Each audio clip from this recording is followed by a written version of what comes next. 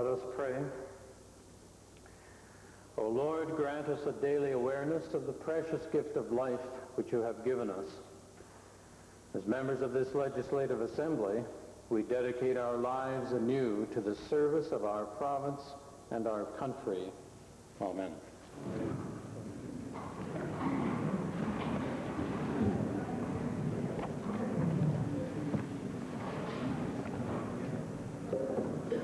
Introduction of visitors. Deputy Premier. Mr. Speaker, it is my pleasure today to introduce to you and through you to members of this Assembly, Mr. Peter Johnstone, the British Consul General, who lives in Edmonton but serves Alberta, Saskatchewan, Manitoba, and the Northwest Territories. He assumed his office in November the 1st of last year, and he is visiting us today. I can say that he joins a long line of distinguished predecessors who have represented the United Kingdom here in Alberta, and I would ask that he rise and receive the warm welcome of members of the Assembly.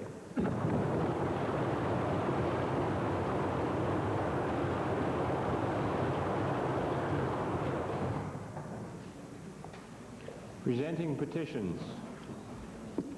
Reading and receiving petitions. Presenting reports by standing and special committees.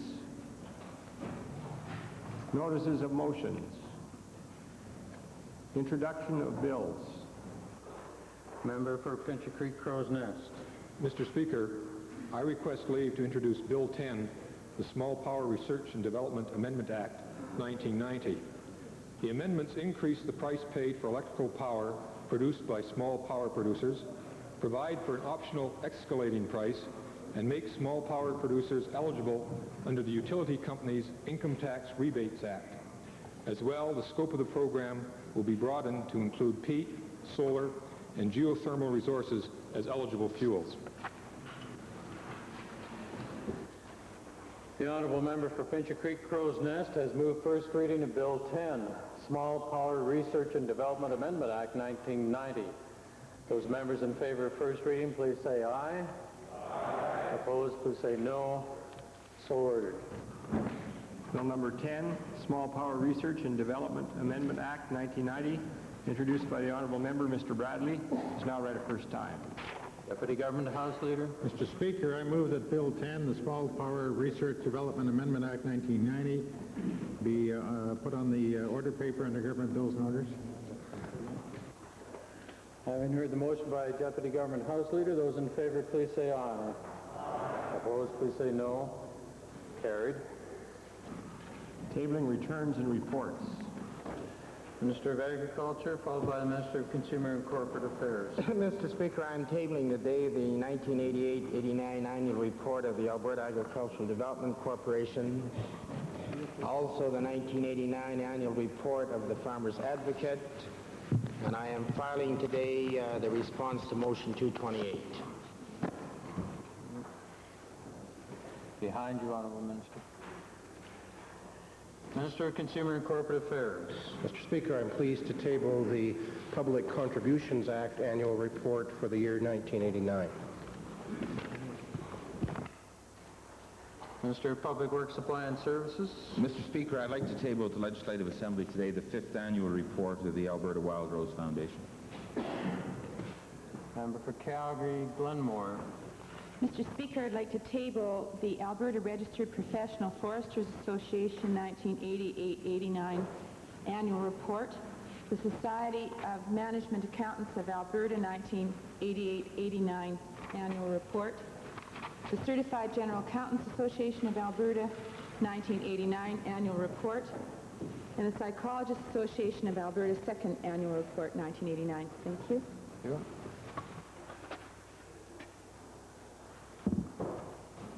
Introduction of special guests. Member for Rocky Mountain House, followed by the Solicitor General. Mr. Speaker, it gives me a great deal of pleasure to introduce to you and through you to the members of the Assembly a group of 18 students and teacher and parents from the school, the hamlet of Benalto. The teacher is Audrey Ratberg, The parents are Jackie Mooney, Brenda Culp, Marie Hines, Polly Smith. I would ask them to rise and the Assembly give them the warm welcome.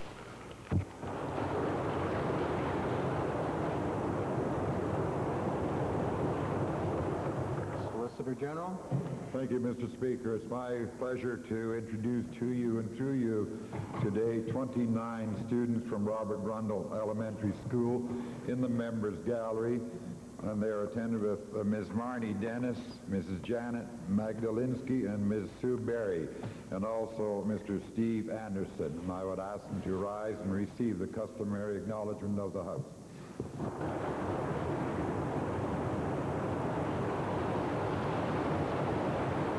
Edmonton Kingsway, followed by Edgarville. Thank you, Mr. Speaker. It's my pleasure today to introduce 15 students from the Alberta Vocational Centre in my riding. They are taking English as a second language and are accompanied by Karen Barnes, their teacher. They're in the public gallery, and I would request that they rise and receive the warm welcome of the Assembly.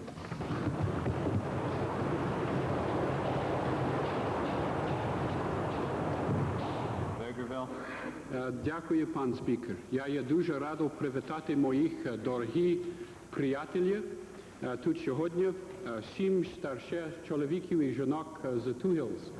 I'm pleased to introduce 7 friends visiting from Two Hills today, and I'd ask that they stand in the public gallery and receive the welcome of the members of the Assembly. They're John and Stella Ilyuk, Olga Ilyuk, Mitro and Nancy Kazema, and Peter and Jenny Palinka. And I'd ask all honorable members to join me in welcoming.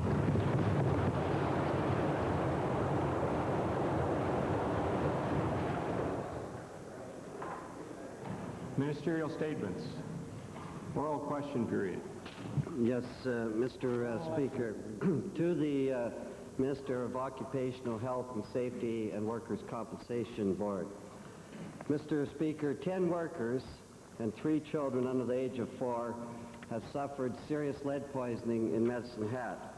Mr. Speaker, the children are still in hospital undergoing serious medical treatment and facing potential permanent brain damage as a result of this minister's department's negligence.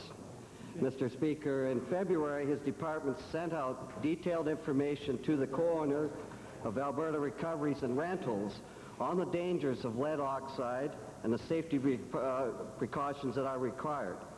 Mr. Speaker, the company did next to nothing, and the Occupational Health and Safety Department let the poisoning continue for over 8 months, Mr. Speaker. My question to this minister, how can this minister justify this totally irresponsible, dangerous lack of action by his department? Mr. Speaker, it's unfortunate that we have people that are affected by lead in Medicine Hat, but let me set the record straight. On January the 30th of 1989, this company started to accept empty battery cases. On February the 24th of 89, a complaint was laid. On February the 24th, 89, an order was given by Occupation Health and Safety to clean up the conditions. On March the 7th, hygienist was at the site, and again on April the 26th. On July the 20th, the compliance order expired, and a new order was issued to provide a stop tag on washing equipment. On July the 24th, there was another visit to the site. Conditions had improved and the tag was removed. On August the 11th, there was a ventilation complaint from that site. On August the 14th, the site was inspected and the company had studies done and started to repair the system. On September the 28th, 1989, there was a first report by a doctor on a worker. On October the 5th, the hygienist officer was at the site. Samples of air were taken and instructions to the company to upgrade equipment and also to use respiratory equipment and improve the exhaust ventilation. Mr. Speaker, since the first complaint of January until March the 9th, there were 16 visits to this site, and everything that was possible to be done by Occupation Health and Safety was done, and the cleanup has commenced, and the building at this time is just about cleaned up and ready for work again. Mr. Speaker, that's a totally inadequate answer, Mr. Speaker. There's 10 workers and 3 children in the hospital. I don't care how many times you visited. Why didn't you shut them down, Mr. Speaker? Why didn't you shut them down? Mr. Speaker, the honourable member wasn't listening. We ordered the place shut down, and nobody could work in that place without respiratory equipment and coveralls and to wash and clean up before they went home. That was done. Speaker, is the minister dreaming? There's people that were seriously ill from this. Obviously, if all the things were done properly, Mr. Speaker, we wouldn't have 3 children in the hospital.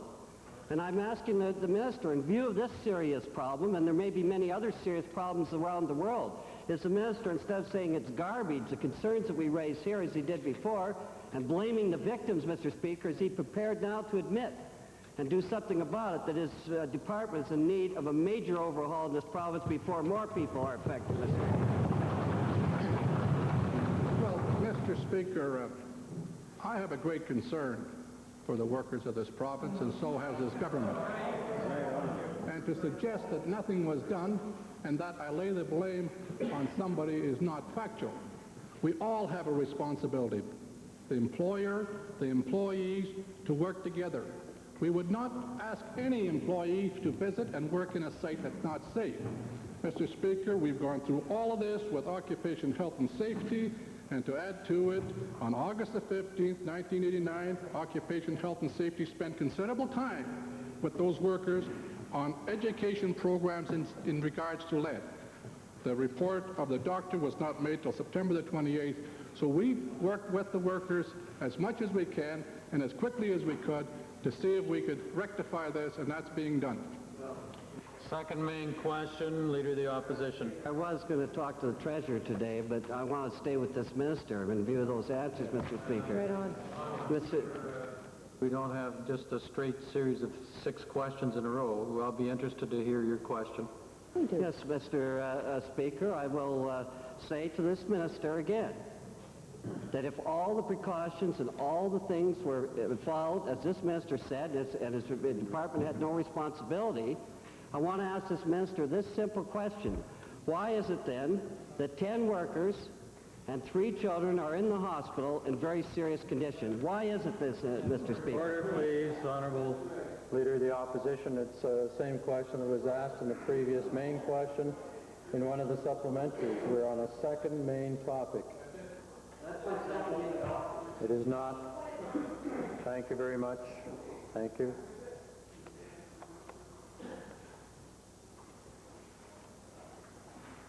Conceivably another issue with respect to WCB. I don't know how you're going to do it. Mr. Speaker, this is outrageous. It's a very serious matter, Mr. Speaker, and if I can't answer this question to this minister... No, sorry. Order. Sorry for the confusion, Honourable Leader, but that's not the way question period was set up, to have this 6 straight questions on the same topic. Thank you very much. Chair recognizes Edmonton Glengarry. Order.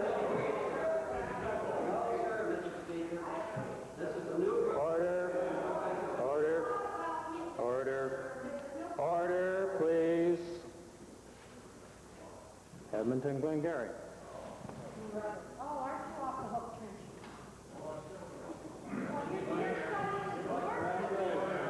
Order, please.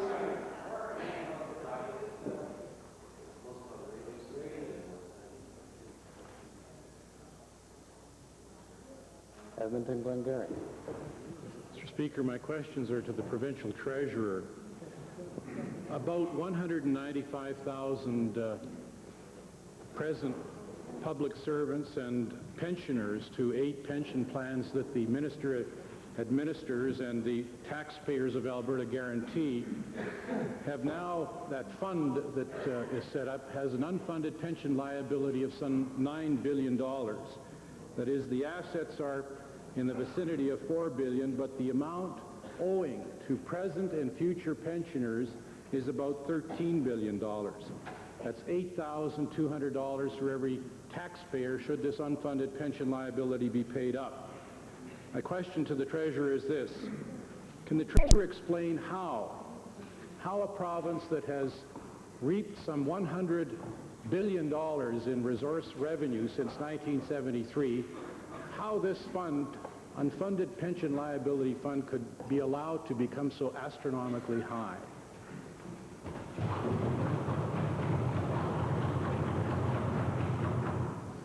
Speaker, you can see that the members of the government are celebrating the anniversary of a very successful election in this.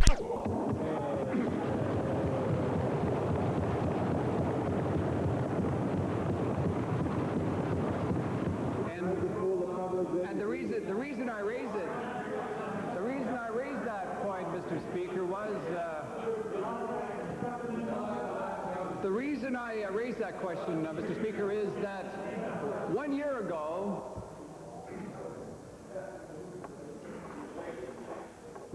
Let's try again to the question. the reason I make that point, and as our lapel buttons show, we're confirming that victory, is that about 1 year ago, the member from Glengarry raised the very same question. And what it seems to me is that he's running out of ideas. His research facility has obviously been exhausted, and there are no new fresh ideas coming from that side of the opposition, Mr. Speaker, because that's the very first question the leader of the Liberal Party asked me. And I can make it very clear, Mr. Speaker, that the pension funds of this province are in fact unfunded, but that doesn't mean, Mr. Speaker, that the fear needs to be raised in the minds of those people who are now receiving benefits under that fund or will be receiving benefits, Mr. Speaker, because that is misleading, certainly, because it is clear that we have a view that the strength of this province is such that this province, this government can meet those commitments over the period going out. And we do believe that that commitment which we have made is a sacred commitment, that there should not be any doubt that we will make the pension fund whole and we will make those payments to those people receiving the benefits. And I can tell you, Mr. Speaker, that the full assets of this government are behind that pension fund commitment. Mr. Speaker, I think that the flower is fitting. It's red, and red ink is really the story of the way the Treasurer has operated. Mr. Speaker, given that the information that the Treasurer gave this House a year ago was that the pension fund was in fact improving, when the real facts are that the pension fund grew some 5% worse this last year than the year before, how can the Treasurer sit there and not give us some sort of explanation as to how he's going to deal with this liability that in 10 years will be $14 billion? Well, Mr. Speaker, the member from Glengarry must be using a different forecast. Obviously, he's using some kind of a crystal ball that most actuaries and most reasoned people would not accept. And let me assure you, Mr. Speaker, that the reason that that fund has an unfunded liability is because of the generosity of this government. We have said to those pensioners, Mr. Speaker, we have said to those people who are receiving benefits that we will index your pension benefits. Now, there is not a contractual obligation to do that, Mr. Speaker.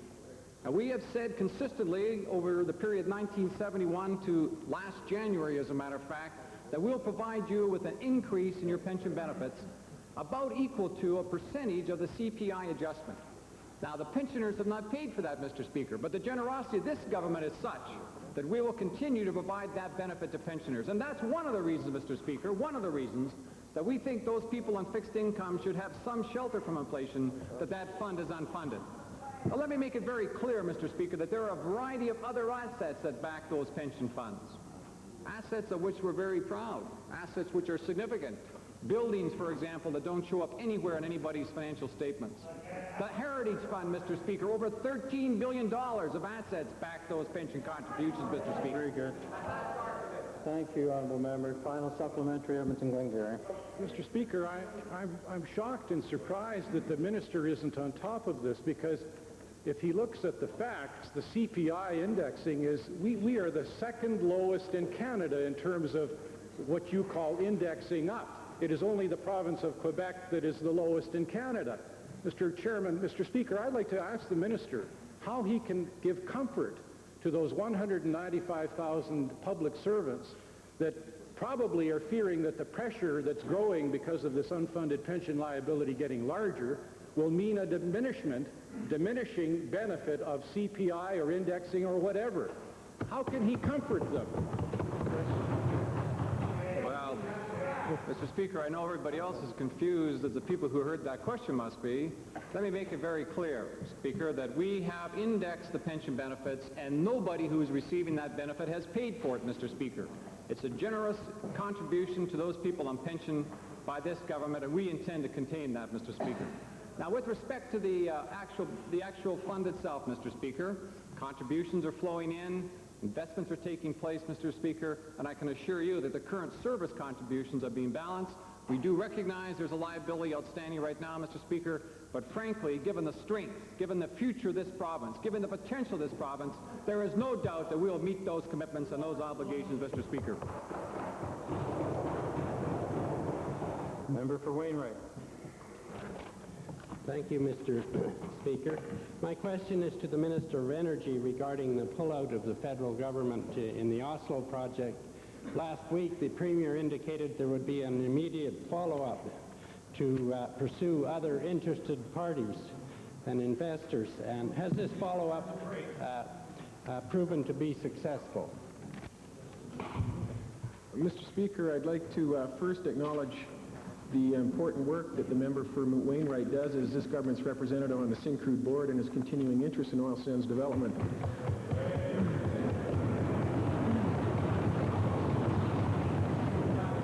With regard to the Oslo project, Mr. Speaker, as a member for Wainwright indicated, the Premier has asked me to follow up with my counterpart in the province of Ontario.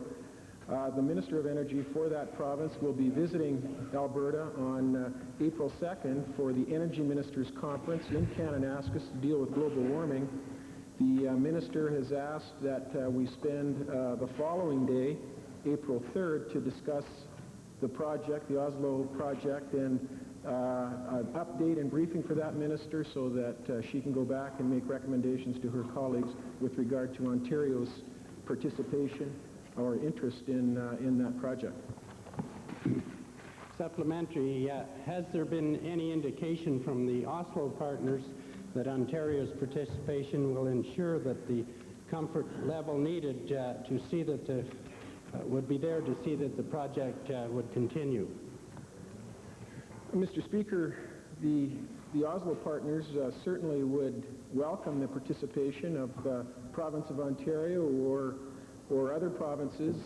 They share the same disappointment that this government shared with regard to the federal government's lack of commitment to the Oslo project and apparent lack of commitment to the future supply-demand balance for oil in this country.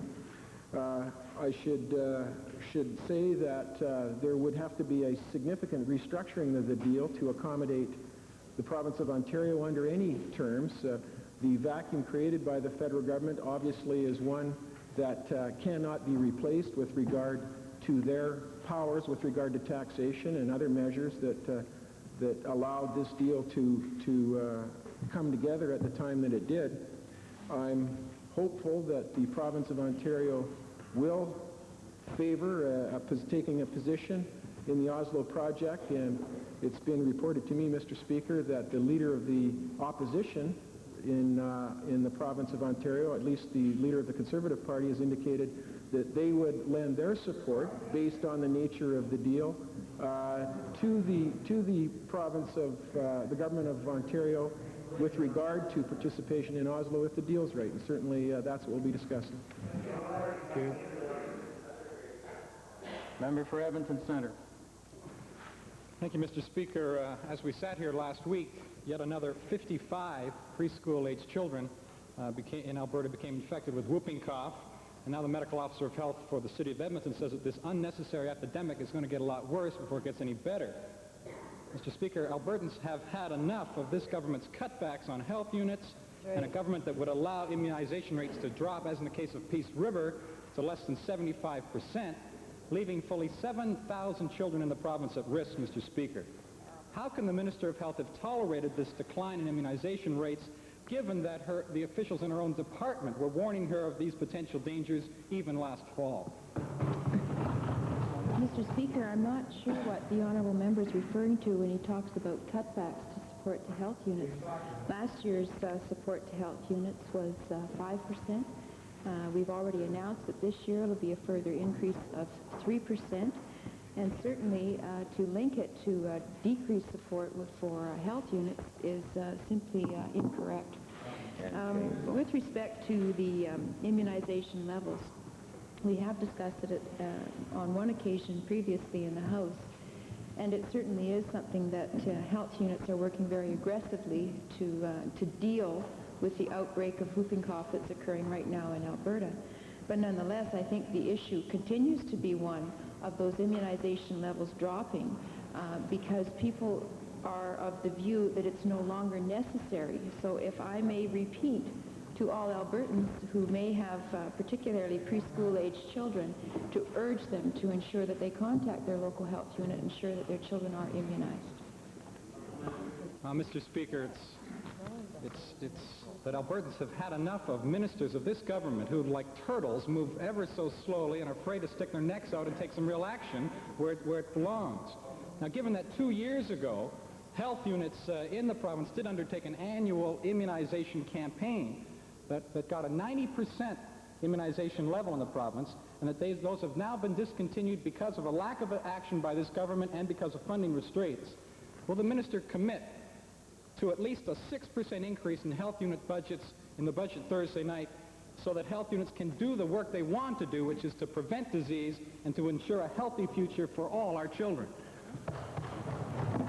Mr. Speaker, no, I will not make that commitment, and nor do I believe it would be appropriate for me to even suggest it to the Treasury Board or the members of this legislature. Health units, like all other health providers within this province, have to live within the restraint that we believe is exceedingly important as we look to providing for Albertans a balanced budget as we move forward. We believe it's very fundamental in terms of our resolve as a government and our commitment that was made a year ago today to Albertans and for which they elected a major majority government in this House. The issue of providing health units, or directing, if you like, health units to put more of their resources into immunization is something that I have certainly spoken to the health units about, but I am not prepared to direct them to do. Health units in this province have a flexibility within standards that have to be set in this province to provide services within their community. If I were to direct, for example, the health units south of Red Deer to increase their immunization levels, as the honourable member is suggesting, it would be rather silly to do because, of course, the outbreak of whooping cough is virtually restricted to northern Alberta. I believe health units need to be commended for the work they are doing to provide antibiotic support for those people who have come in contact with the virus. And again, I would urge all Albertans to ensure their preschool-aged kids are immunized. Edmonton Calder, followed by Westlock Sturgeon. Mr. Speaker, parents and child care workers throughout this province are extremely concerned about this government's willingness to sacrifice the care of infants in daycares. This government's white paper on daycare lowers the standards so that one worker can care for 4 infants instead of 3, a very serious move, Mr. Speaker. To the Minister of Family and Social Services, given the concern for the healthy development and future of children in this province, will the minister make a commitment to this Assembly that he will not jeopardize the care of infants by lowering the quality of care? Well, Mr. Speaker, I'll certainly make a commitment to this Assembly that we will not jeopardize the care of infants. Having said that, Mr. Speaker, we have taken the time and opportunity to consult with Albertans, to consult with other provinces, and as a result of that, Mr. Speaker, we were able to observe that in other parts of Canada, in other provinces, that they had ratios as high as 1 in 5 and 1 in 4. I didn't feel that it was appropriate to go as far as the 1 in 5, Mr. Speaker, but I did feel that perhaps a healthy balance was the 1 in 4. In light of the new standards, the high training standards that we're putting in place for our daycares, so we consider that to be appropriate. However, Mr. Speaker, I would want to point out that these are minimal standards, and that if daycare operators or if parents feel that something in a higher ratio is more appropriate or in a lower ratio is more appropriate, then, Mr. Speaker, they have every opportunity to do that. Supplementary to the minister. Well, Mr. Speaker, I'm quite shocked that this minister is not willing to make a commitment in the area of the quality of care for infants. And in fact, By moving the ratio up to four infants to one worker, he is in fact lowering the quality of care. Right. And I'd like this minister to justify how he can jeopardize the care of infants in this province. Well, again, Mr. Speaker, I've answered that question in part, but I guess, too, I share some disappointment in the member opposite. I put a great deal of trust and confidence in parents in being able to make appropriate choices for their children. And I know that the member opposite hasn't been a parent yet, but I can say that I have a great deal of confidence, and I give a great deal of credit to the parents of the children here in Alberta, and I think that they're able to make those kinds of decisions, Mr. Speaker, and we support them in making those choices. To Westlock Sturgeon.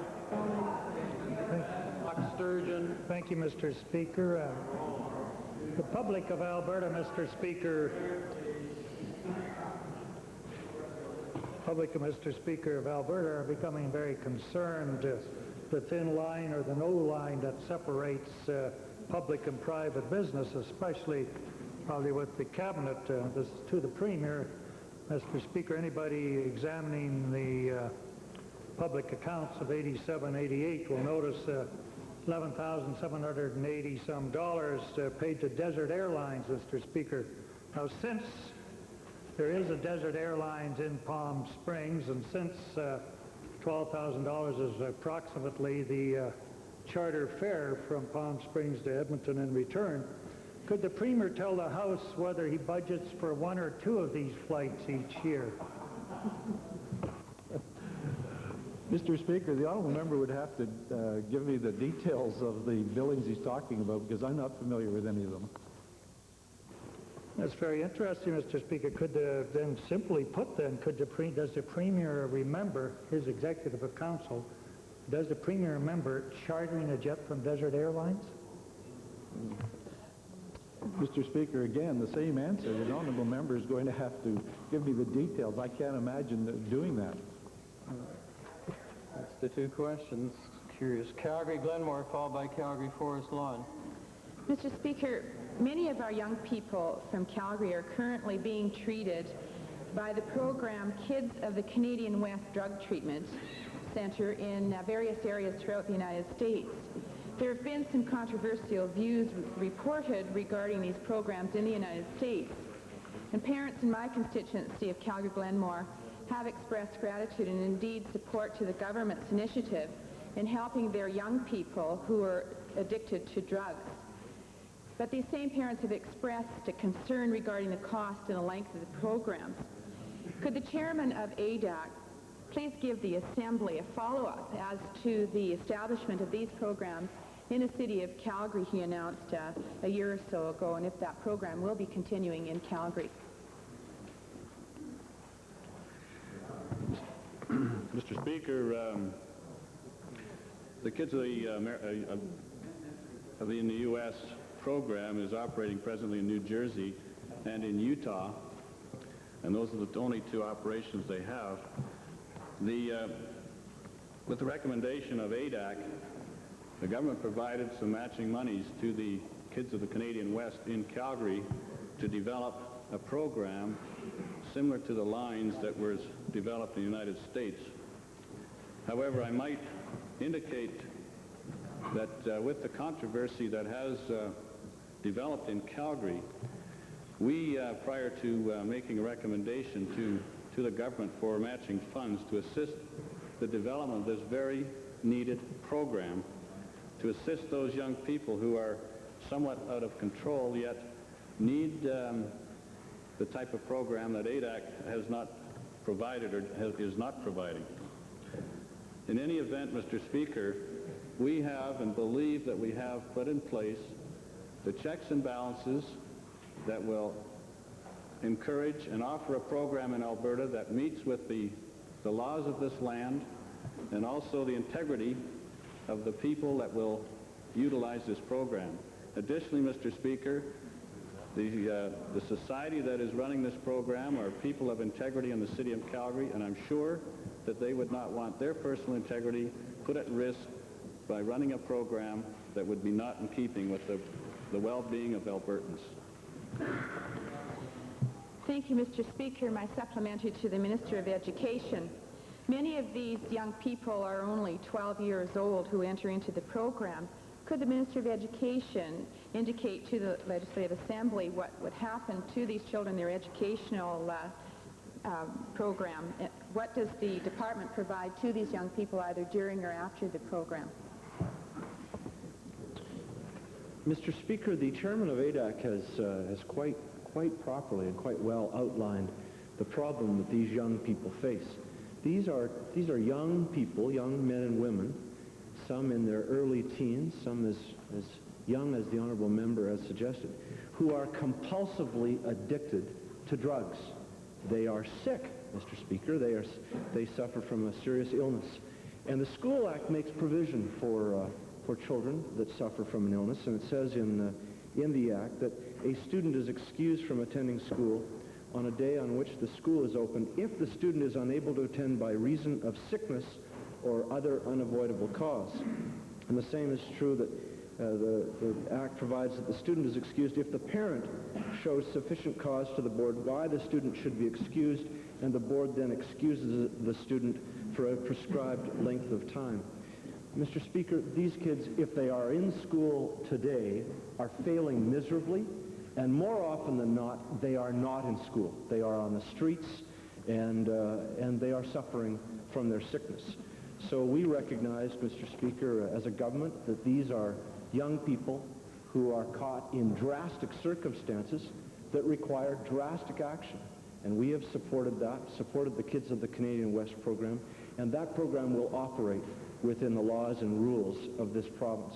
And Mr. Speaker, I'm very proud of the leadership that our government, and in particular our Premier, has taken in this drive, this fight against drugs, and to help kids who've got this serious problem to get off being hooked on drugs. Well done. Calgary, Forest Lawn, followed by Edmonton-Whitemud. Thank you, Mr. Speaker. Yesterday, in response to a question about the financial situation at the Southern Alberta Institute of Technology, the Minister of Advanced Education indicated that he'd be meeting later that day with officials from that institute and that he would be glad to report back to the House. I now invite the Minister of Advanced Education to do just that. In particular, I'd like him to tell us what he learned from officials at SAIT, particularly with respect to the Batam project and SAIT's overall financial situation.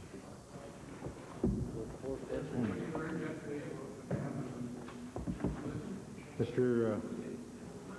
Speaker, as I responded yesterday to the member for Calgary Forest Lawn, the Southern Alberta Institute of Technology is a self-governing institution, and under the RAC carry out various programs. As I recall, the honourable member's question to me at that time was with regard to pouring some $10 million into some project.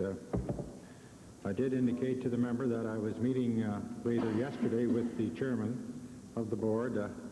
I did meet and discussed matters of SAIT. I'm assured that the objectives of SAIT, that the funds appropriated by this legislature will be carried out.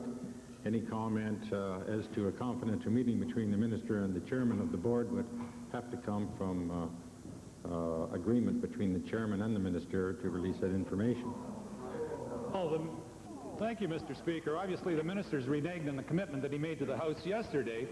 The minister also said that he did not accept my comments because SAIT reports to the Auditor General, whose report would soon be tabled in this Assembly.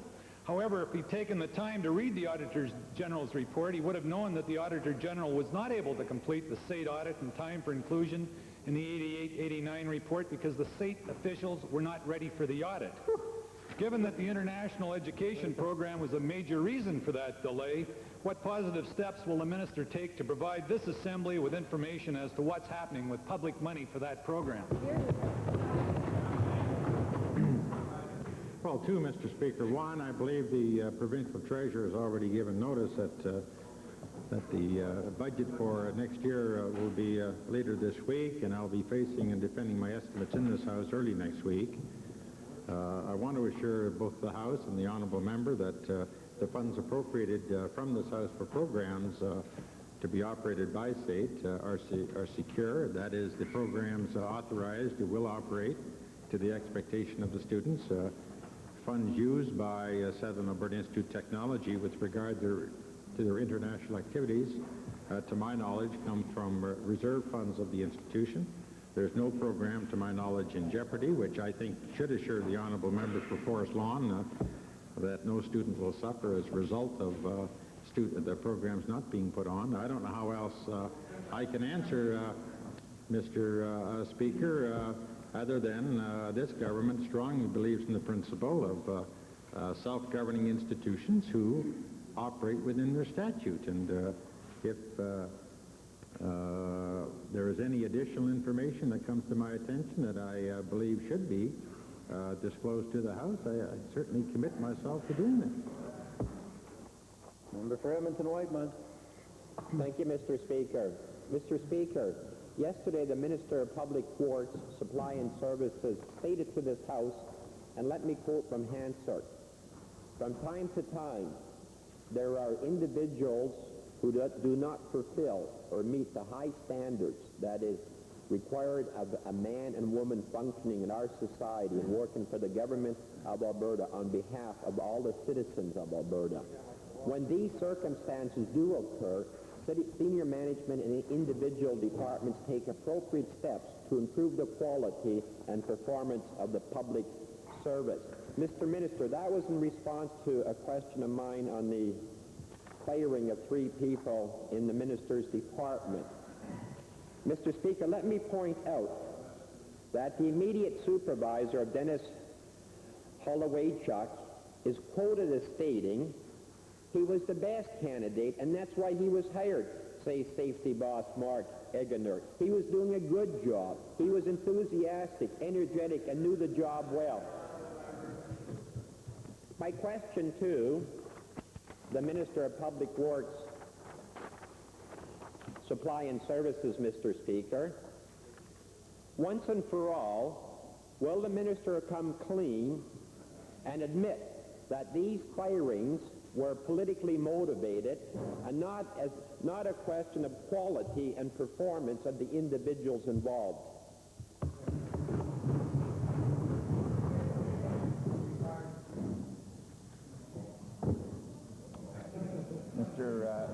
Mr. Speaker,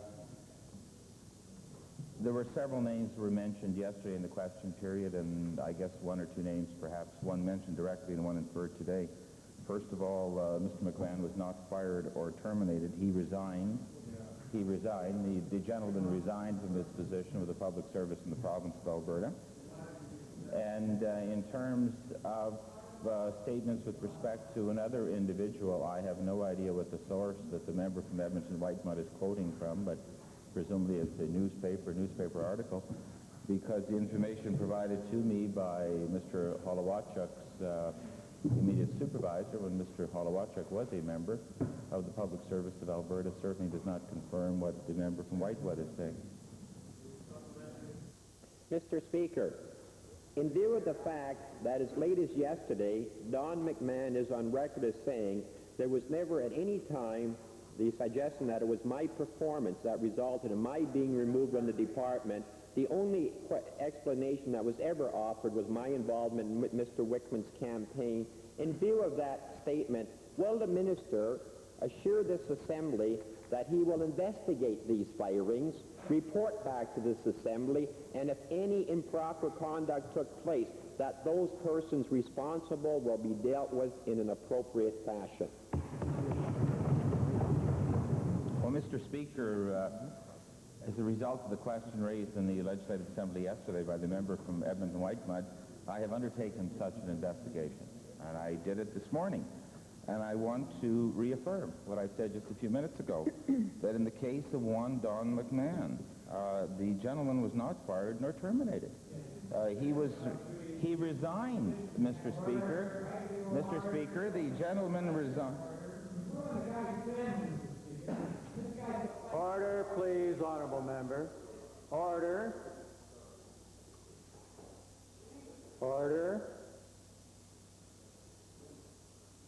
Order, honourable member. If you need to be interrupted once more, the Sergeant at Arms will be called to ask you to leave the chamber. There's no need for that. Order, honourable member.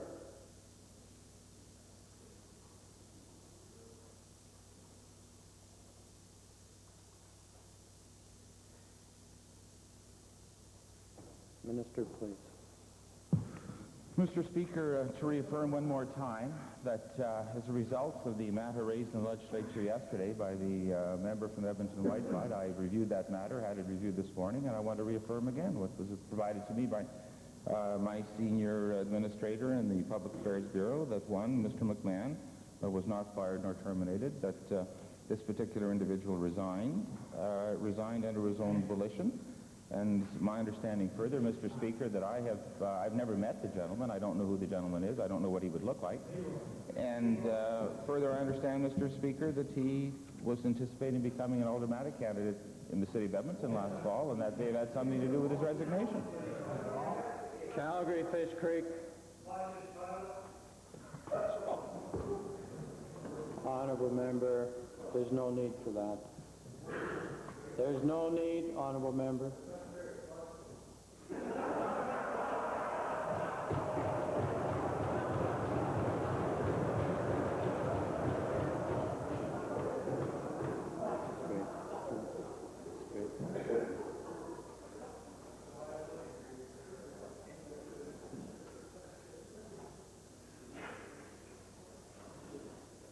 Calgary, Fish Creek.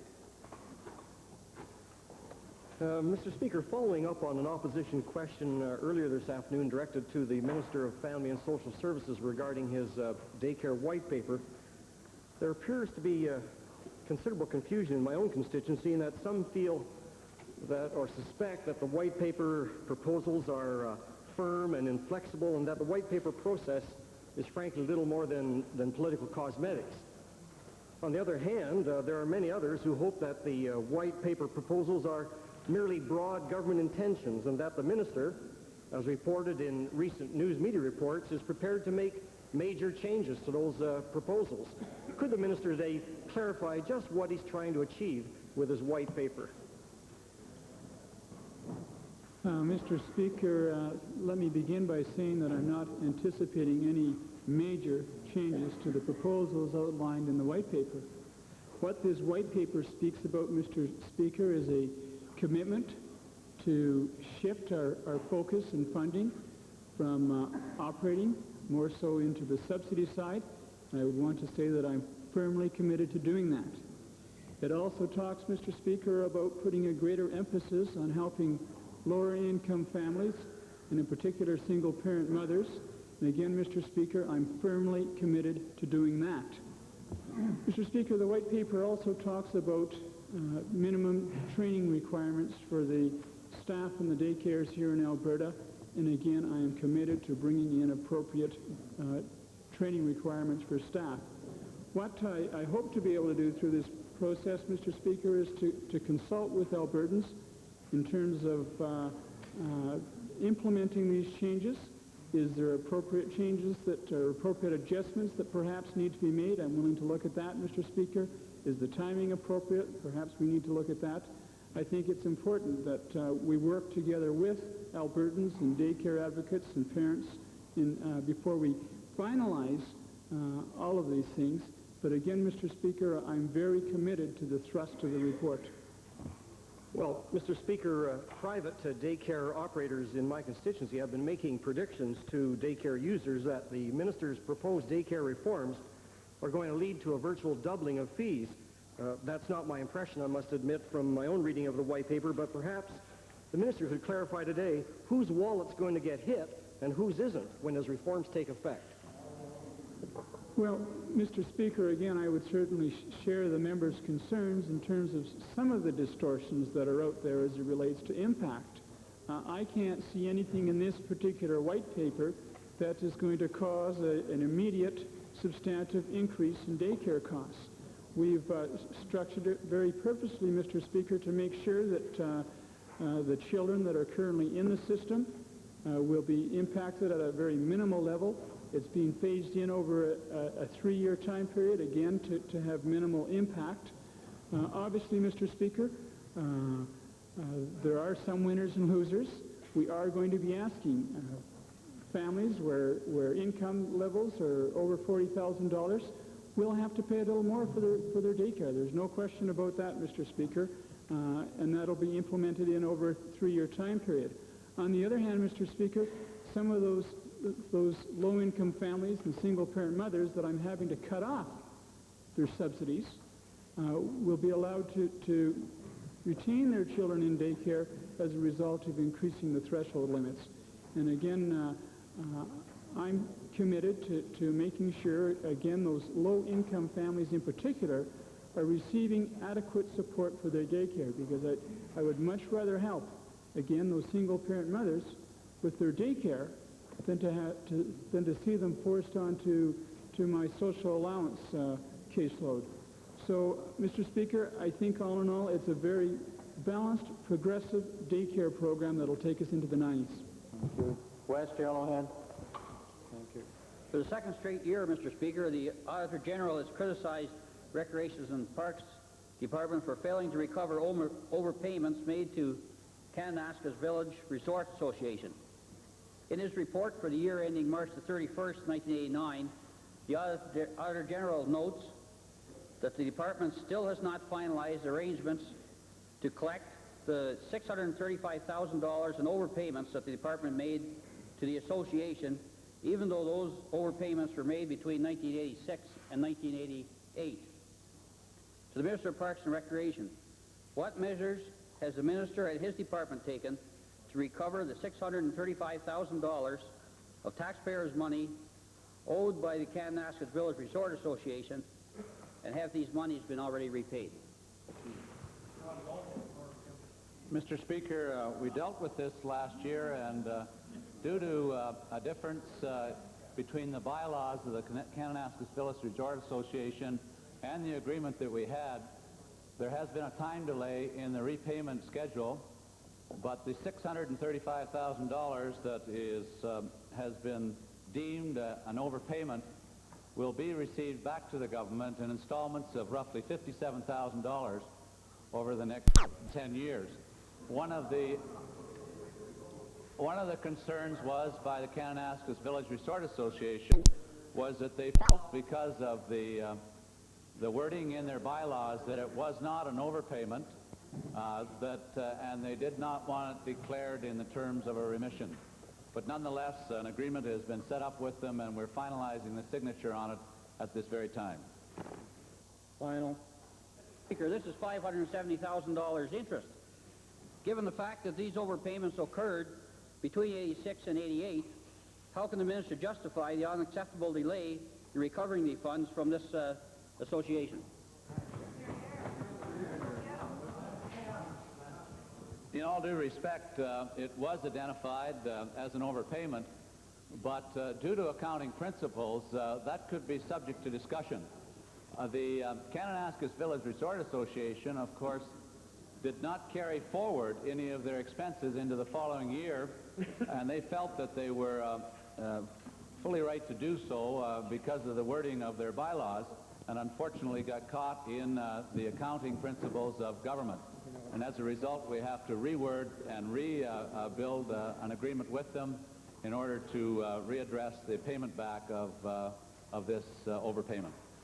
Thank you. Point of order from yesterday, the member for Edmonton Centre. Mr. Speaker, I would like your ruling on the point of order I raised yesterday. I raised a point of order on Beauchesne with respect to the letter that the Minister cited in the public interest. Thought it would be useful to have tabled in the Assembly. Well, as the chair left it yesterday, and it's quite clear in Hansard, the chair left it up to the member for Edmonton Centre and the member and the Minister of Health to have consultation about whether citation had indeed taken place or not. So the chair is not prepared to make a ruling on it, having requested both members to be in conversation with each other. Has that occurred, or we'll look forward to tomorrow? Yet occurred, Mr. Speaker. We'll endeavor to do so. Thank you. Thank you very much.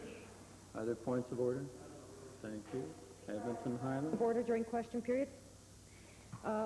subsequent to my identifying the point of order I wanted to raise during question period, I'll give you the citation, seeing as how you like them. It would be Beauchesne 410 sub 9.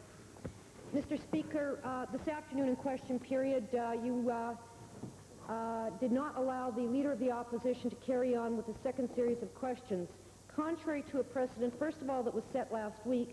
Secondly, contrary to an agreement between the House leaders and yourself that was hammered out in May of 1989 and again in March of 1990, as recently as March 8, 1990, shortly after the speech from the throne. The agreement was when the House leaders agreed to change the rules of question period so that last year, for instance, when the number of supplementary questions was reduced from 3 to 2, that certain leniency would be applied to returning to the same subject, Mr. Speaker, even within the same question period. That rule was further tightened this year by agreement of the three House leaders on March 8th, actually on February 28th, but subject to final ratification on March 8th, at which the leniency rule was once again discussed. Mr. Speaker, the citation that I listed says that, and I'd like to quote into the record, questions should not repeat questions already asked, although this does not mean that other questions on the same point are out of order. Mr. Speaker, I'd point out to you that the Leader of the Opposition asked a different question in the fourth question, in other words, the first of his second series, to the Minister of Workers' Health and Safety when he said, if what you have said is true, why is it that you have 10 people in the hospital? A completely different type of question, Mr. Speaker. Now, Mr. Speaker, I would argue that there is no rule in standing orders that A, prevents the same subject from being brought back under any circumstances unless there is clear repetition of exactly the same question, B, that the ruling violates an agreement between the House leaders and the Speaker, and C, that the precedent must be observed and upheld. Finally, Mr. Speaker, there is no rule that says that the Leader of the Opposition may not ask 6 questions on one subject if that is his choice. In any event, the decision about questions is always the decision of the members by and large. We are the ones that write the standing orders. We are the ones that sponsor motions with respect to them. It is our decision, Mr. Speaker, and therefore I request that in future, should the Leader of the Opposition or any other member of any other caucus choose to return to a subject of her or his choice, that be allowed. Thank you.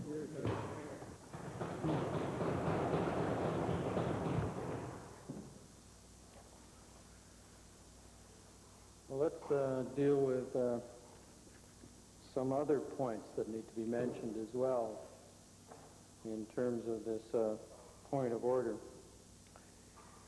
The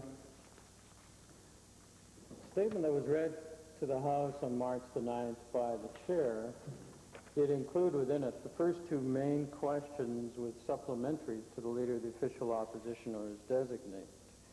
Nowhere in that statement does it talk about latitude with respect to the number of questions and the topics.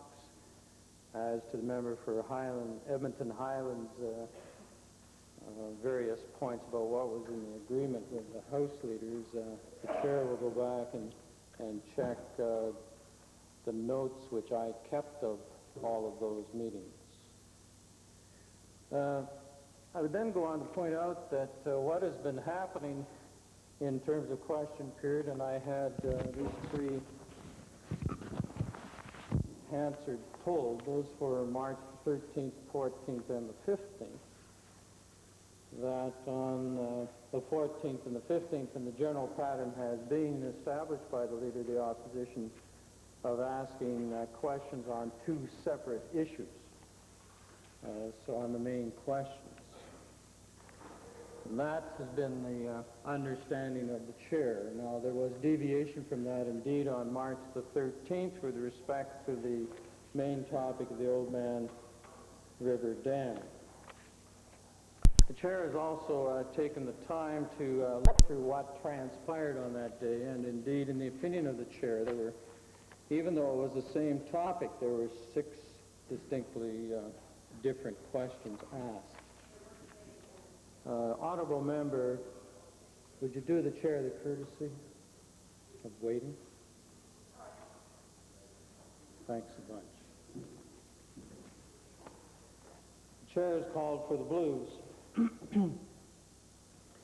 And one of the difficulties encountered here is that with preambles that take a bit of time and seem to throw everything but the kitchen sink into the preamble, but then it's a bit confusing to the House, let alone to the chair, as to what question is indeed being asked. And this led to part of the difficulty today.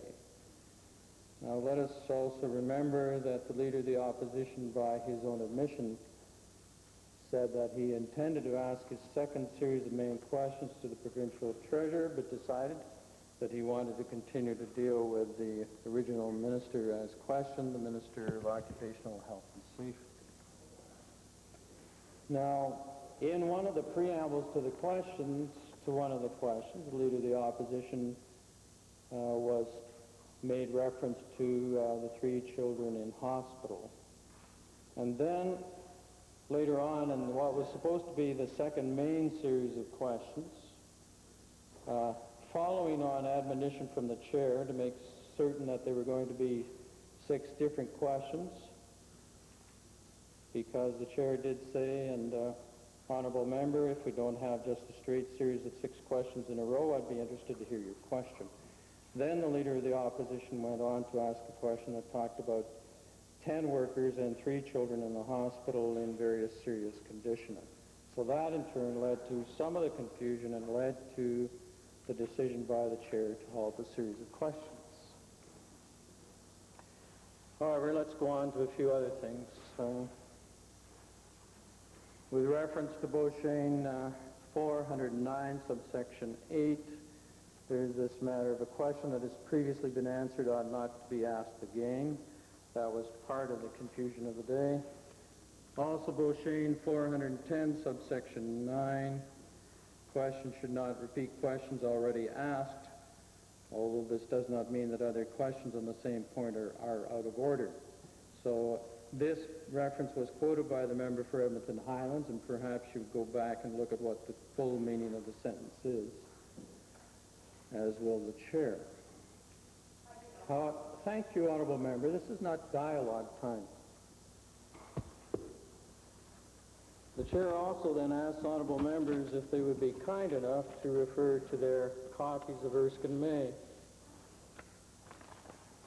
And so it is that on page 292, questions already answered or to which an answer has been refused are on secret matters. This is not a secret matter, of course. Questions are not in order which renew or repeat in substance questions already answered. And then Erskine May, page 284. The chair would quote 2 portions from page 284. The general heading is Speaker's Control of Questions. The Speaker is the final authority as to the admissibility of questions. And later on, when a question has been refused and the member concerned wishes to make representations to the Speaker on the matter, the practice is for these to be made privately to the Speaker and not raised by way of a point of order in the House.